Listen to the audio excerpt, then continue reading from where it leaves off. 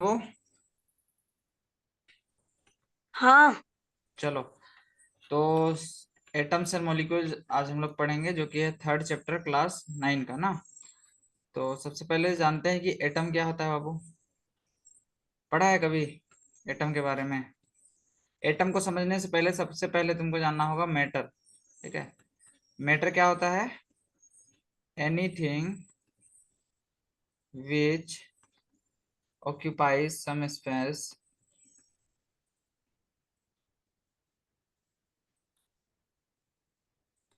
and have some mass। पढ़ा है कि नहीं मैटर के बारे में? तो पढ़े। इसके बाद हम लोग देखते हैं एटम के बारे में। एटम क्या होता है? जो मैटर जो होता है उसका सबसे स्मॉलेस्ट कंपोनेंट। जैसे कि हम लोग का अगर घर का बात करें, घर में क्या होता है कि एक ब्रिक्स से मिलके हम लोग का घर बनता है। इसी टाइप से हम लोग इसको बोल सकते हैं कि atoms are the building block of matter, या फिर ऐसे बोल सकता है दी स्मॉलेस्ट इंडिविजुअल DUAL होगा। ठीक है, इंडिविजुअल यूनिट ऑफ किसका? मैटर का। ठीक है, it is the smallest individual unit of matter हाँ। Which further can not be broken. ठीक है, जिसको और टुकड़ा नहीं कर सकते हैं। ठीक है। और मॉलिक्यूल क्या होता है? एटम कंबाइन करके मॉलिक्यूल का फॉर्मेशन करता है, अभी ऐसे ही समझो। ठीक है, टू और more atom combine to form molecule. ठीक है। और अगर डिफरेंट टाइप का एटम कंबाइन करेगा तो उसको बोलेंगे, हाँ। उसको क्या बोलेंगे? अलग अलग टाइप का एटम रहेगा तो कंपाउंड बोलते हैं ना। आवाज जा रहा है जी कि अटक अटक के जा रहा है? रिस्पॉन्स दो जल्दी जा रहा जल्दी। है। ठीक है। तो देखो, चलो शुरुआत करते हैं पढ़ाई का। पहले का जो एंशियंट इंडियन और ग्रीक फिलोसफर था, उन लोग हमेशा सोचता था कि always wandered about unknown and unseen form of matter. मतलब वो मैटर का वो पार्ट जिसको हम लोग देख नहीं सकते हैं। ठीक है। तो डिविजिबिलिटी ऑफ मैटर का जो आइडिया है was considered long back in India, around लगभग 500 BC, मतलब बिफोर क्राइस्ट ना। उसी समय ये मतलब आइडिया आया था। ठीक है। एंड इंडियन फिलोसफर जो थे वो, इसका का नाम क्या है? महर्षि कन्नड़। ठीक है। ये पोस्टुलेट्स मतलब ये बताएं। ठीक है, क्या बताएं? कि अगर हम लोग डिवाइड करते जाएंगे पदार्थ को, तो हम लोग को स्मॉलर और स्मॉलर पार्टिकल मिलेगा। अल्टीमेटली एक ऐसा टाइम आएगा, देखो इस बात को ध्यान सुनना बाबू। ठीक है। जब हम महर्षि हाँ। कन्नड़ क्या बता रहा है कि जब हम लोग कोई भी मैटर को तोड़ेंगे तो टूटता जाएगा टूटता जाएगा, और अल्टीमेटली एक टाइम आएगा जबकि उसको हम लोग और फर्दर नहीं तोड़ सकते। ठीक है। और वही सबसे छोटा जो यूनिट है, स्मॉलेस्ट यूनिट, उसी को बोलते हैं परमाणु। क्या बोलते हैं? परमाणु। परमाणु को ही एटम कहा जाता है। ठीक है। एटम बम मतलब परमाणु बम होता है, ना कि अणु बम। ठीक है। Another Indian philosopher. अब इसके बाद देखो दूसरा कोई फिलोसफर है जिसका नाम क्या है? पाकुदा कतायामा। ये ना लिखा है कटायामा। elaborated हाँ। this doctrine and said that these particles normally exist in combined form। अब देखो, ये जो ये जो फिलोसोफर था, ठीक है, वो बताएं कि एटम जो होता है नॉर्मली जो है कंबाइंड फॉर्म में एग्जिस्ट करता है। मतलब अकेले एग्जिस्ट नहीं करता है। ठीक है, नेचुरली। समझ रहा है? ये बात को बताएं। अब देखो, अराउंड दी सेम एरा, उसी मतलब उसी एरा का बात है। एंशियंट ग्रीक फिलोसफर जो थे, क्या नाम है इसमें? डेमोक्रिटस। और देखो ल्यू ल्यूकीपस। ये दो नाम है बाबू। ठीक है। इन लोग सजेस्ट किए हैं कि अगर हम लोग डिवाइड करते जाएंगे मैटर को, एक स्टेज आएगा उसके बाद हम लोग उसको डिवाइड नहीं कर पाएंगे। ठीक है। और इसी पार्टिकल्स को कहा क्या चीज? Demo Democritus cold this particles atom. इसी को एटम नाम दिया गया। एटम मतलब क्या होता है? परमाणु। अभी पढ़े थे ना। हाँ। हाँ, तो एटम का मतलब ही होता है इनडिविजिबल, और इसको डिवाइड हम लोग नहीं कर सकते। समझ नहीं। रहा है? ठीक है। हाँ। अब देखो क्या बता रहा है, all this was based on philosophical consideration. अब इसको इसको मतलब फिलोसफल मतलब क्या है, एक मतलब अपने से थ्योरी दे दिया, ठीक है। इन लोग का हाँ बस बोला हुआ था, इसको कोई रिटर्न मतलब कोई प्रूव नहीं किया था, एक्सपेरिमेंट करके नहीं बताया था, एक्सपेरिमेंटल इसका वर्क कोई भी वेल मतलब प्रूफ नहीं था, ऐसा बोल रहा है, ठीक है। अब देखो क्या बता रहा है, बाय द एंड ऑफ 18वीं सेंचुरी, 18th सेंचुरी के एंड में scientist recognise the difference between elements compounds and naturally become interested in finding out how and why elements combine. तो देखो 18th सेंचुरी के एंड में, कब का बात कर रहे हो बाबू, 18th सेंचुरी के एंड 18 में, से। ठीक है, साइंटिस्ट लोग रिकॉग्नाइज किए कि एलिमेंट और कंपाउंड में क्या अंतर होता है, ठीक है, और नेचुरली ये आसान हो गया इन finding out how and why elements combine. कहने का मतलब इसका भी आंसर मिलने लगा कि क्यों और कैसे हम लोग का एलिमेंट्स कंबाइन करता है, ठीक है। What happens when then combine, और जब कंबाइन करता है तो क्या होता है, ये सब हम लोग को पता चला, ठीक है। तो ये सब हम लोग अभी पढ़ेंगे। तो देखो इसमें से नया नया जो मॉडर्न साइंटिस्ट है 18वीं शताब्दी के बाद जो लोग आए हैं, ठीक है, 18th सेंचुरी के बाद, उसमें से देखो क्या नाम है, एंटियोनी L लेवियोजर laid the foundation of chemical science by establishing two important law। तो इसमें हम लोग को दो गो लॉ पढ़ना है बाबू, मेन चीज, ठीक है। क्या पढ़ना है, दो गो लॉज, ठीक है। तो लो। सुन रहे हो? तो पहला क्या है, लॉ ऑफ केमिकल कॉम्बिनेशन। क्या है पहला law, law of chemical low combination, के- मतलब लॉ पढ़ना है, ठीक है। दो को लॉ पढ़ना है, लॉ ऑफ केमिकल कॉम्बिनेशन का, ठीक है। तो हम लोग का नेक्स्ट जो टॉपिक है यही है, लॉ ऑफ केमिकल कॉम्बिनेशन। इसमें से दो लॉ पढ़ेंगे, पहला लॉ है law of conservation of mass आएगा, देखो ऊपर में है ना। तो देखो law of conservation of mass शायद हम लास्ट क्लास में बताए थे, ठीक है। और लॉ ऑफ कांस्टेंट प्रोपोर्शन के बारे में भी एक वाटर का एग्जांपल लेके नहीं बताया था बाबू, मास का रेशियो क्या होता है, कांस्टेंट होता है। तो वही चीज अभी इसमें फिर से पढ़ना है। देखो law of conservation of mass क्या कहता है, इसका स्टेटमेंट लिख लेना, ठीक है, कि मास को हम लोग ना ही क्रिएट कर सकते ना ही डिस्ट्रॉय कर सकते हैं। सुन रहे हो? हाँ प्रिंस लकड़ा चला गया था, वेटिंग में था, अच्छा। तो देखो law of conservation of mass क्या कहता है बाबू, कि मास को ना ही हम लोग क्रिएट कर सकते हैं, ठीक है। मास can neither be create. Created nor be destroyed.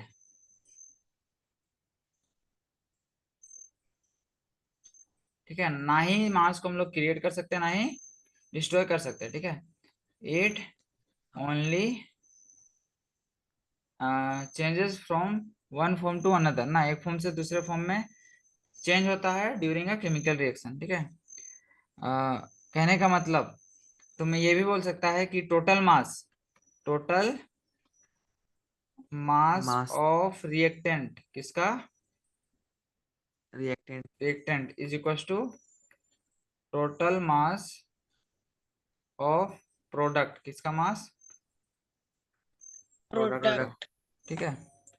ये कहता है हमारा क्या, law of conservation of mass, ठीक है। तो यहाँ पे देखो इसी को वेरीफाई करने के लिए दिया है एक्सपेरिमेंट, ठीक है। तुमको लेना है दो गो सेट एक्स और वाई। इसमें क्या क्या लेना है, देखो take one of the following sets, कोई भी दोनों में से एक सेट लेना है, ठीक है। तो कोई भी एक सेट ले लेते हैं, मान लेते हैं ये, जिसमें एक सेट में क्या है बाबू, कॉपर सल्फेट है, बेरियम क्लोराइड है और लीड नाइट्रेट।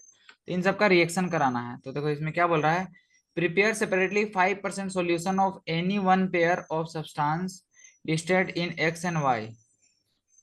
कोई एक पेयर का सब्सटेंस लेना है और सॉल्यूशन 5% बनाना है solution.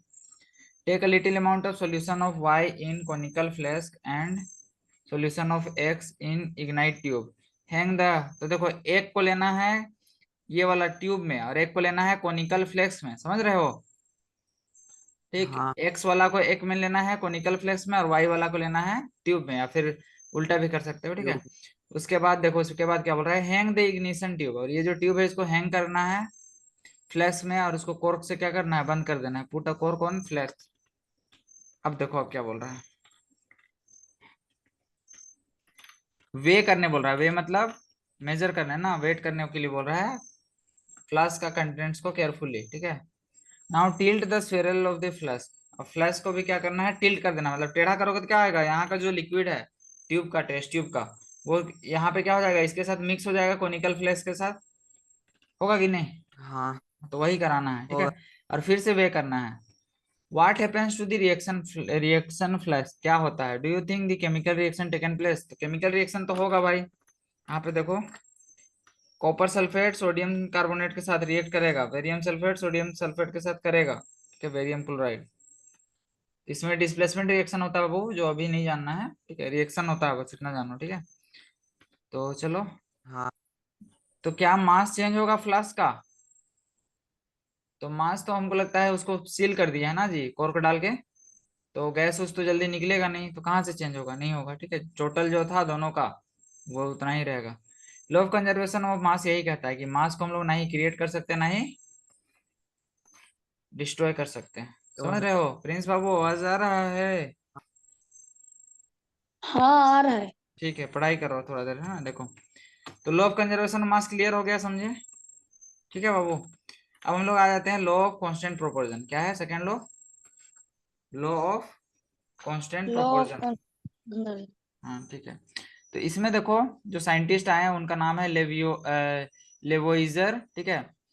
Along with other scientist, ये अदर साइंटिस्ट लोग के साथ मिल के इन लोग नोट किए कि जो भी कंपाउंड होता है, तो कंपाउंड के बारे में लास्ट क्लास बताए थे, जहां तक हमको याद है, क्या आशीर्वाद बाबू, हाँ कंपाउंड एलिमेंट एटम मॉलिक्यूल नहीं क्लियर कराए थे जी, जैसे कि कंपाउंड क्या होता है, टू और more different type of atom, ठीक है, हाँ कंबाइन करके, कंबाइन टू फॉर्म क्या बनाता है, क्या बनाता है, कंबाइन करके कंपाउंड बनाता है, ठीक है। हाँ। हम्म, अब देखो आगे देखते हैं। अरे यार बैलून फूट रहा है मेरे रूम का।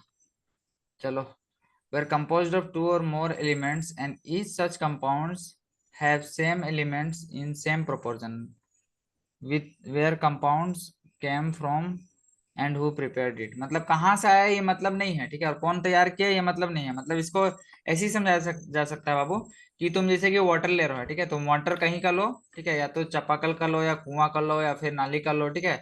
वाटर में देखो, वाटर में क्या रहता है, दो एटम रहता है हाइड्रोजन का और एक एटम ऑक्सीजन का, ठीक है। तो अगर इसका एटॉमिक मास निकालेगा तो हाइड्रोजन का एटॉमिक मास क्या होता है बाबू, हाइड्रोजन का एटॉमिक नंबर 1 होता है, ठीक है, और एटॉमिक मास होता है इसका 1, ठीक है। और ऑक्सीजन का इसी वन। तरीके से होता है, ऑक्सीजन का 8 एटॉमिक नंबर होता है और एटॉमिक मास 16 होता है, ठीक है। तो एटम के बारे में थोड़ा सा अगर नई जानकारी है तो बता देते हैं एक ब्रीफ में, ठीक है। तो एटम में क्या क्या होता है हाँ बाबू, एटॉमिक स्ट्रक्चर के बारे में थोड़ा सा जान लो, ठीक है। Suppose this is our atom, ठीक है, एटम के बीच में क्या होता है, न्यूक्लियस, क्या होता है, न्यूक्लियस। न्यूक्लियस। न्यूक्लियस, ठीक है। न्यूक्लियस में दो चीज रहता है बाबू, एक रहता है प्रोटॉन और दूसरा न्यूट्रॉन, ठीक है। न्यूट्रॉन। हाँ, और हाँ इलेक्ट्रॉन क्या करता है, अलग अलग ऑर्बिट में इलेक्ट्रॉन क्या करता है, चक्कर लगाता है, चक्कर लगा। ठीक है, ठीक, ठीक है। और इसका जो हम लोग एटॉमिक मास, अब देखो एटॉमिक नंबर इसमें एक कॉन्सेप्ट आता है, ठीक है, एटॉमिक नंबर, एटॉमिक नंबर को दिखाते हैं बाबू जेड से, क्या चीज से दिखाते हैं, जेड से, ठीक है। और ये जो होता है ये नंबर ऑफ प्रोटॉन के बराबर होता है, किसके बराबर, नंबर ऑफ प्रोटॉन, प्रोटॉन। ठीक है। इसी तरीके से एटॉमिक मास जो होता है, एटॉमिक मास ये होता है सम प्रोटॉन और न्यूट्रॉन का, किसका, प्रोटॉन और, प्रोटॉन और न्यूट्रॉन। न्यूट्रॉन। अब तुम लोग को माइंड में सवाल आना चाहिए, जैसे कि एटम में इलेक्ट्रॉन भी है प्रोटॉन भी है न्यूट्रॉन है, तो हम लोग इलेक्ट्रॉन का मास को क्यों नेग्लेक्ट कर रहे हैं, क्यों प्रोटॉन और न्यूट्रॉन ले रहे हैं, तो इलेक्ट्रॉन का मास प्रोटॉन और न्यूट्रॉन के कंपैरेटिवली बहुत कम होता है, ठीक है, इसीलिए उसको हम लोग नेग्लेक्ट कर देते हैं, ठीक है। और प्रोटॉन और न्यूट्रॉन का ही मास को हम लोग एटॉमिक मास बोलते हैं, ठीक है। अब देखो थोड़ा सा और जान लो, ठीक है। अगर कोई एटम न्यूट्रल एटम है बाबू, ठीक है, न्यूट्रल एटम मतलब उसमें हाँ कोई चार्ज नहीं है, ठीक है, जैसे सोडियम ले रहे हैं, इसका एटॉमिक नंबर होता है 11, मतलब 11 को प्रोटॉन है।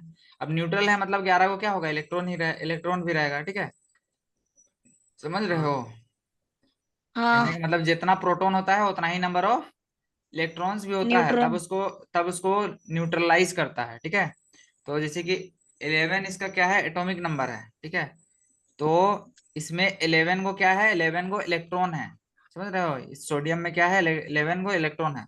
अब ये जो इलेक्ट्रॉन है बाबू, ये अलग अलग ऑर्बिट में डिस्ट्रीब्यूटेड रहता है, और हर एक ऑर्बिट का एक नाम दिया गया है। जैसे कि पहला जो सेल है, हर सेल बोलते हैं उसको, ठीक है। पहला ऑर्बिट को के सेल बोलते हैं, दूसरा को बोलते हैं एल सेल, तीसरा को एम, चौथा को एन, ऐसे समझ रहे हो। अब देखो हाँ ये हर एक जो सेल है बाबू, के एल एम एन, ठीक है, इसका एक कैपेसिटी है कि हम इतना ही इलेक्ट्रॉन्स को अपने साथ रख सकते हैं, ठीक है। तो इसका जो कैपेसिटी है नंबर ऑफ इलेक्ट्रॉन्स को रखने का, उसको हम लोग एक फॉर्मूला से दिखाते हैं जिसको बोलते हैं 2n², जहाँ पे n है कैवा सेल है। जैसे कि के सेल के लिए n का वैल्यू होता है 1, कितना होता है 1, n का वैल्यू 2 हो जाएगा, 1 l के लिए, m के लिए 3 और n के लिए 4, ठीक है। तो जैसे कि 2n² में तुम अगर 1 पुट करोगे बाबू, तो फर्स्ट सेल के लिए क्या आएगा, फर्स्ट सेल के 2 इंटू 1 का स्क्वायर 2 आएगा। इसी तरीके से n के जगह हम 2 पुट करेंगे तो 2 2 जा 4 2 जा 8। थर्ड सेल के लिए कितना आएगा, थर्ड सेल मतलब समझो m सेल, सेकेंड सेल मतलब l, फर्स्ट सेल मतलब k सेल, ठीक है। समझ रहे हो कि नहीं। तो थर्ड के लिए 3 समझ 3 जा हाँ 9 2 जा 18 गो इलेक्ट्रॉन रह सकता है, ठीक है। और फोर्थ में रहेगा 32, मतलब पहला जो ऑर्बिट होगा न्यूक्लियस के अराउंड, उसमें सिर्फ 2 ही इलेक्ट्रॉन रह सकता है, ठीक है। दूसरा ऑर्बिट में कितना रहेगा बाबू, मैक्सिमम 8 गो, तीसरा में 18 गो, और 8 चौथा में 32 गो, ठीक है। 32 ठीक है, ये याद रखना। अब देखो इसका इलेक्ट्रॉनिक कन्फिगरेशन थोड़ा सा करके देखते हैं, ठीक है, तब हम लोग आगे बढ़ेंगे इस चैप्टर में, ठीक है। ये सब अगर थोड़ा सा पढ़ोगे ना तो ज्यादा अच्छे से क्लियर है। यहाँ तक कोई डाउट है बाबू, ये जो बातें अभी जो सीखा है, आशीर्वाद, नहीं नहीं ठीक है। नहीं हाँ ठीक, तो देखो अभी क्या करेंगे, इलेक्ट्रॉनिक कन्फिगरेशन करते हैं, मतलब इलेक्ट्रॉन को बांटते हैं, ठीक है। तो इलेक्ट्रॉन को अगर हम लोग को डिस्ट्रीब्यूट करना है के एल एम एन सेल में, के एल एम एन सेल में, तो हम लोग को सबसे पहले अलग अलग जो एलिमेंट है उसका एटॉमिक नंबर याद रखना होगा। जैसे कि हाइड्रोजन होता है ना जी, पहला में क्या होता है, पहला नंबर में हाइड्रोजन होता है ना, हाइड्रोजन पहला में हाइड्रोजन, दूसरा में हीलियम, हीलियम तीसरा में lithium, lithium lithium beryllium, boron, boron boron 6 में carbon carbon, carbon nitrogen, oxygen, oxygen fluorine, neon, neon ठीक है। नी- कम से कम 20 तक करते हैं, ठीक है। नियोन, नियोन हो गया कितना नंबर, 10 नंबर ना, नियोन, फिर सोडियम सोडियम, फिर सोडियम मैग्नीशियम, ठीक है। मैग्नीशियम एल्यूमिनियम, क्या हो जाएगा, एल्यूमिनियम, एल्युमिनियम एल्यूमिनियम फिर 14 नंबर में एल्यूमिनियम के बाद silicon, silicon phosphorus, silicon sulphur, sulphur chlorine, फिर क्लोरीन आर्गन, फिर आता है पोटेशियम, आर्गन पोटेशियम का क्या होता है के ना, के फिर हाँ कैल्शियम, पोटेशियम का होता है ओ 19 नंबर में ये कैल्शियम पोटेशियम, ठीक है। फिर 20 में कैल्शियम, फिर और होता है स्कैंडियम, टाइटेनियम, वेनेडियम, क्रोमियम, ये सब अभी बाद में नहीं करेंगे, ठीक है। चलो अभी 20 तक का बांट के जल्दी से देखते हैं, ठीक है, के एलिमेंट सेल में बांटने का सीखते हैं, ठीक है। तो चलो पहला सेल को नाम दे दिए हैं के सेल, ठीक है, इसको अच्छे से लिख देते हैं के। सेकेंड सेल को क्या बोलेंगे, एल एम, और चौथा को एन। तो देखो बाबू सबसे एन पहला लाइन में बांट रहे हैं, तो देखो हाइड्रोजन में एक है तो के सेल में एक होगा, इसमें क्या होगा, इसमें दो होगा, इसमें दो और एक, फिर इसमें क्या होगा आशीर्वाद बाबू, दो और दो होगा, तो ठीक। अब देखो 5 को कैसे बांटेगा, दो और तीन, 6 को दो और चार, ठीक है। चार क्योंकि देखो हम लोग सीखे हैं चार कि के सेल का और कैपेसिटी है 2 का, इसका है 8 का, इसका 18 का, और इसका 32 का। और इसमें एक रूल ये भी सीखना 32 है बाबू कि आउटर ऑर्बिट में, आउटर ऑर्बिट ऑर्बिट या फिर ऑर्बिट सेल, ठीक है, सेल में सिर्फ 8 ही इलेक्ट्रॉन रहेगा, ठीक है। कितना इलेक्ट्रॉन रहेगा, 8 इलेक्ट्रॉन नहीं रह 8 सकता, ठीक है। वो उसका कैपेसिटी है, लेकिन अगर सबसे आउटर से ला रहा है तो आउटर में हमेशा 8 ही रहना चाहिए, ठीक है, 8 से ज्यादा नहीं रह सकता, ठीक है। इस चीज को हम नहीं लोग को फॉलो कराना है, ठीक है। तो देखो अब आगे देखते हैं, नाइट्रोजन का क्या होगा, 2 और 5 ना, हाँ इनका 2 और 6, 2 7, फिर 2 और 8, 8 फिर 2 8 और एक चल जाएगा। तो देखो यहाँ पे सेकंड सेल का तो कैपेसिटी इतना ही था, ठीक है, कोई दिक्कत नहीं है इसमें। तो 12 का क्या होगा बाबू, 2 8 2, फिर 2 2 8 3, 3, ठीक है। फिर देखो सिलिकॉन का क्या होगा, 2 और 8 10 और 4 2, 14, फिर 2 8 10 2, और 8, 5 15, 15 ना, 2 हाँ, 8 6 16, 2 8 7, फिर क्या हो जाएगा, 2, 8, 8, 2 8 8, ठीक है। इसका हो जाएगा 2 8। अब देखो यहाँ पे इसका कैपेसिटी देखो बाबू, यहीं पे एक्सेप्शन समझ में आ रहा है। एम का कैपेसिटी 18 का था, इसलिए यहाँ पे हम लोग क्या करते थे बचपन में, यहाँ पे 9 लिख देते थे। लेकिन ये हो जाएगा गलत, समझ रहे हो, क्योंकि आउटर ऑर्बिट में हमेशा हाँ, कितना रहना चाहिए, 8 ही रहना चाहिए। तो यहाँ पे 8 ही डालेंगे और एक इधर बढ़ा देंगे, ठीक है। और यहाँ पे ऐसे 2 8 8 2। अब कुछ खुल रहा है बाबू, हेलो, किसका हाँ नॉइज आ भैया, रहा है बाबू, ठीक है चलो। यहाँ समझ गया इलेक्ट्रॉनिक कन्वर्जन कैसे करते हैं। हाँ, फिर हम लोग सीखे थे वैलेंसी, वैलेंसी सीखा था आशीर्वाद बाबू लास्ट क्लास में, नहीं सीखा था, हम्म, नहीं सीखा था, चलो अभी सीख लो सीखे अगर तो, नहीं सीखा था ना, हमको तो याद आ रहा है कि हम पढ़ाए हैं। वैलेंसी होता है combining capacity of an atom of an element. इसका डेफिनेशन देखो, लिख लो, दी क्या है, कंबाइनिंग, ठीक है, दी हम, combining, BINING, combining capacity of an atom of an element is known as its valency. उसको उसका क्या बोलेंगे, वैलेंसी बोलेंगे, ठीक है। तो देखो, वैलेंसी। हाँ, तो देखो बाबू, अगर वैलेंसी का अगर हम लोग एक टेबल बना देते हैं यहीं पे, ठीक है, वैलेंसी का, तो पहला देखो हाइड्रोजन में पहला ही सेल में सिर्फ इलेक्ट्रॉन है ना जी, पहला सेल में भरा हुआ हाइड्रोजन में। अब पहला सेल का हाँ, मैक्सिमम कैपेसिटी 2 है, तो 2 भरने के लिए इसको क्या करना होगा, या तो एक डोनेट करना होगा या फिर एक किसी को दे देगा। तो इसका वैलेंसी हो जाएगा 1, क्या होगा, 1, ठीक है। अब 1, देखो इसी तरीके से हीलियम का वैलेंसी हो जाएगा 0, क्योंकि इसका आउटर ऑर्बिट क्या है, फुल्ली फिल्ड है, क्योंकि के सेल में आउटर ऑर्बिट कितना फिल मैक्सिमम भरता है, 2 ही ना भरता है, ठीक है, तो फुल्ली फिल्ड है, इसलिए इसका वैलेंसी 0। इस टाइप से लिथियम का हो जाएगा, इसका 1 होगा, ठीक है। फिर बेरिलियम का कितना होगा बाबू, यहीं पे लिख दे रहे हैं, ठीक है। बेरिलियम का कितना होगा, 2 होगा। इसी टाइप से बोरॉन का 3, इसका 3, 4, ठीक है। 4, अब देखो 5 5 ये डोनेट करेगा या फिर 3 लेगा, तो 3 लेगा, तो लेगा तो -3 होगा, और इस सब का क्या होगा, प्लस, ठीक है। ये सब का प्लस होता है, इसका प्लस माइनस दोनों होता है, ठीक है। कार्बन का वो लेता भी है और 5 डोनेट को भी करता है, ठीक है। समझ रहे हो कुछ कुछ।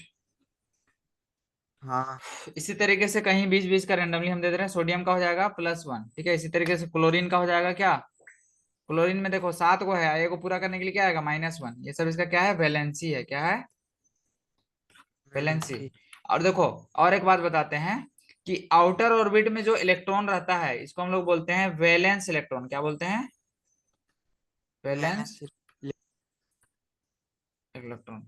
तो एटॉमिक स्ट्रक्चर कुछ बहुत समझ में आया बाबू, यहाँ पे क्लियर हुआ इतना जो बात बताएं। हाँ, चलो अब इधर हम लोग अपना टॉपिक में वापस आते हैं। तो हम लोग पढ़ रहे थे लॉ ऑफ कंजर्वेशन ऑफ, नहीं, लॉ ऑफ कांस्टेंट प्रोपोर्शन पढ़ रहे थे ना, ठीक है। हाँ, अब देखो, अब ये समझने में थोड़ा मजा आएगा। प्रिंस बाबू सुन रहा है, हाँ, सुन रहे हैं। हाँ, एकदम आवाज क्लियर आ रहा है ना, नीट एंड क्लीन। तो देखो हाँ। H2O में अगर हाइड्रोजन का हम लोग मास देखें तो 1 है, ठीक है। तो इसमें देखो H2 का मास, तो टोटल मास लेना है, तो क्या हो जाएगा, 2 × 1, ठीक है, इस 2। अभी इसका रेशियो निकाल रहे हैं ऑक्सीजन कंपेरिजन में। ऑक्सीजन का कितना होता है बाबू, 16 होता है, देखो यहाँ पे लिखे है ना ऊपर में, इधर, ठीक है। तो 2:16 इसका हाँ। क्या हो गया, मास का रेशियो 2:16। अब देखो चूंकि 2 इसमें दोनों 16। में कॉमन है, तो इसको 1:8 भी लिख सकते हैं, ठीक है। 2:16 मतलब क्या होता है, 2/16। इसको 1/8 भी लिखेंगे, 1/8 मतलब इसको हम लोग 1, 1:8 भी लिख सकते हैं, 8, ठीक है। हाँ, तो लॉ ऑफ कांस्टेंट प्रोपोर्शन यही कहता है कि कोई भी केमिकल कंपाउंड, ठीक है, में हाँ, जो भी एटम होता है उसका मास का रेशियो हमेशा कांस्टेंट होता है। Getting my point. हाँ, हम्म। चलो अब आते हैं वापस किताब में, ठीक है। तो देखो वाटर का रेशियो हमेशा क्या होगा, 1:8, बताया है ना। कहने का मतलब 9 ग्राम अगर वाटर है तो उसमें से 1 ग्राम हाइड्रोजन होगा और 8 ग्राम क्या होगा, ऑक्सीजन। ऑक्सीजन। ठीक है, तो देखो यहाँ यहीं पे इसका डेफिनेशन दिया है, ब्लू कलर से लिख दे रहे हैं। In a chemical substance elements are always present in definite proportion by mass, यही है मेन इसका डेफिनेशन, जड़ी बूटी। समझ गया। हाँ हम्म। अब देखो क्या बोल रहे हैं, नेक्स्ट जो प्रॉब्लम साइंटिस्ट लोग फेस किया वो ये था कि to give appropriate explanation on this laws British chemist John Dalton provided basic theory about nature of matter, picked up the idea of duality of matter, which till then just a philosophy. He took then name atoms as given by Greeks and said that smallest particles, तो इस ये John Dalton बताया, ठीक है। तो इसमें हम लोग को पढ़ना है जॉन डाल्टन का थ्योरी, क्या पढ़ना है, जॉन डाल्टन का थ्योरी। पूरा थ्योरी थ्योरी और पोस्टुलेट्स पढ़ना है। तो जॉन डाल्टन सबसे पहले बताया कि वो जो स्मॉलेस्ट इंडिविजुअल यूनिट है मैटर का, उसको नाम दिया, क्या नाम दिया, एटम का। ठीक है, और ये अब देखो इसका कुछ कुछ लिमिटेशंस भी है बाबू, अभी पढ़ेगा, ठीक है। तो ये जो ग्रीक लोग बोलता था एटम, उसी वही नाम को रख दिया उसका, ठीक है। और ये कहा कि स्मॉलेस्ट पार्टिकल है क्या जी का, मैटर का। ठीक है, अब इसका थ्योरी इन इन्हीं दो लॉ के बेसिस में था। This theory was based on the law of chemical combination. देखो डाल्टन्स का क्या क्या थ्योरी है, atomic theory provided an explanation. देखो इसमें क्या बोल रहा है, डाल्टन्स का जो एटॉमिक थ्योरी है वो एक्सप्लेन किया लॉ ऑफ कंजर्वेशन मास को और लॉ ऑफ डेफिनेट प्रोपोर्शन को। समझ रहे हो, डाल्टन का एटॉमिक थ्योरी इसी से वेरीफाई हो जाता है। अभी देखो, अभी जब इसका थ्योरी पढ़ेंगे, पोस्टुलेट्स पढ़ेंगे, देखो 6 है टोटल, है ना।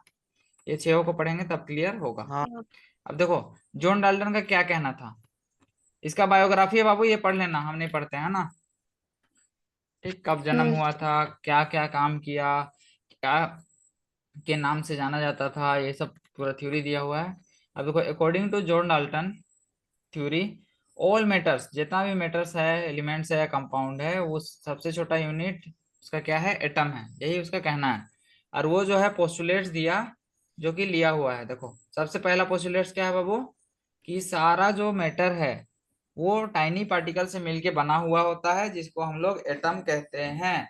ठीक है, all atoms are made up of very tiny particles called atoms, सारा मैटर्स छोटा यूनिट से बनता है जिसको एटम्स कहते हैं। बोलो कोई दिक्कत नहीं। नहीं है ना। चलो सेकंड में क्या बोल रहा है कि एटम्स आर इनडिविजिबल, एटम्स को फर्दर डिवाइड नहीं कर सकते हैं। ठीक है, और इसको हम लोग क्रिएट भी नहीं कर सकते ना कि डिस्ट्रॉय कर सकते, लेकिन बाद में एटम का भी सब पार्ट निकाला गया ना जी, इलेक्ट्रॉन प्रोटॉन न्यूट्रॉन होता है, नहीं बताया गया।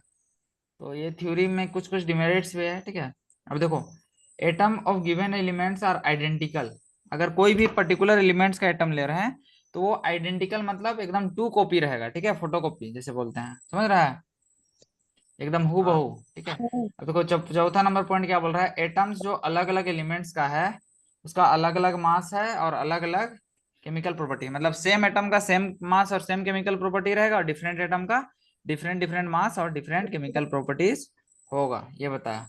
और एटम जो होगा वो कंबाइन करता है ratio of small whole number to form compound, तो स्मॉल होल नंबर के रेशियो में कंबाइन करता है। जैसे कि देखो बाबू, इसको ऐसे ये कहना चाह रहा है, जैसे कि तुम अगर एक हाइड्रोजन लेता है, कितना हाइड्रोजन ले रहा है, एक हाइड्रोजन, इसके साथ हाफ ऑक्सीजन ना रिएक्ट करेगा, तब ना देगा हाफ H2O देगा ना जी। अब देखो ये ऐसे एग्जिस्ट नहीं करेगा, इसका जो फ्रैक्शन है इसको हटाना पड़ेगा, फ्रैक्शन को हटाने के लिए हम लोग क्या करना होगा, इधर भी 2 से मल्टीप्लाई करना होगा और इधर भी 2 से। ठीक है, तो 2 से मल्टीप्लाई करने का क्या मिलेगा, H2+O। ठीक है, इन लोग मिलके क्या बना रहा है, H2O।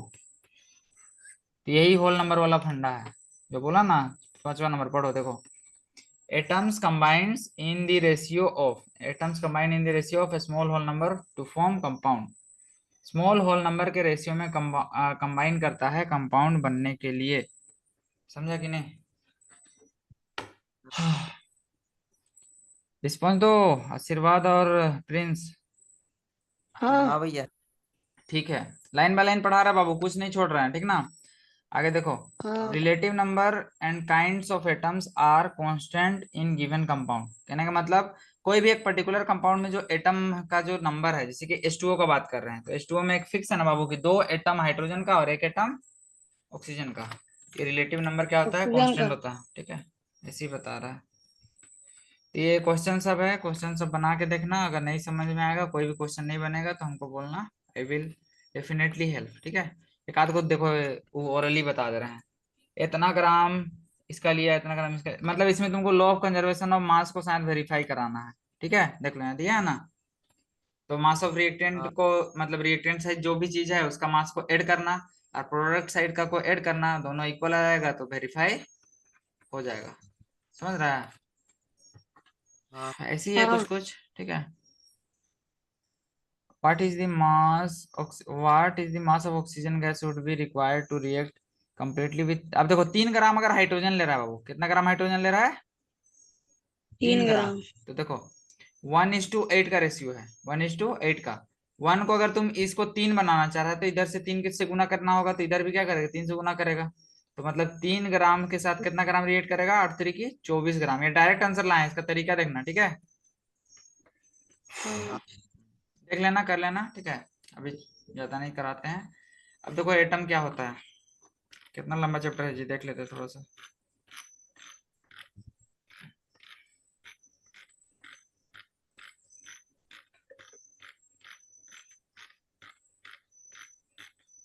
क्या करें, और एक क्लास लेंगे, है ना, नहीं होगा तो हाँ हाँ एक क्लास में और खत्म हो जाएगा।